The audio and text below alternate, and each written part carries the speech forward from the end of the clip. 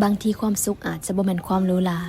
แต่เป็นความธรรมดาที่เรียบง่ายอย่าไปให้ค่ากับความสมบูรณ์แบบจนเกินไปจนลืมความสุขจากสิ่งใกล้ๆตัวความจริงแล้วความสุขก็อยู่ในนี่อยู่ใกล้จนเราแนมบ่เห็นตอนที่เฮาเอาแต่ไขว่คว้าหามันกับรู้สึกว่าทางข้างหน้ามันมืดมนและความสุขก็ยิ่งไกลออกไปกลับมาอยู่กับปัจจุบันหันมาแนมเมืองคนใกล้ตัวกลับมาใส่ใจสิ่งที่เฮามีพัฒนาสิ่งที่เฮาเป็นและตั้งใจเฮ็ดปัจจุบันในตอนนี้ให้มันดีกว่าเมื่อวานที่เคยเป็นความสุขมันคือความพอใจมันคือมือที่ใจเฮาเบิกบานลองปล่อยผ่านและให้อภัยกับความผิดพลาดผู้อื่นง่ายๆอย่าถือสาหาความการจับดีผู้อื่นก็บ่ได้หมายความว่าเฮาเป็นคนดีแต่อย่างน้อยๆมันก็ให้ใจเฮาเบาขึ้นในโลกนี้มีคน 7,000 ล้านคนต่างความคิดและพวกเฮาทุกคนก็จำเป็นต้องอยู่ร่วมกันหากเฮาบ่ยืดหยุ่นบ่กลับมาปรับที่โตเฮาจะถือไปให้หนักอีกดนปานใดจึงจะปล่อยวาง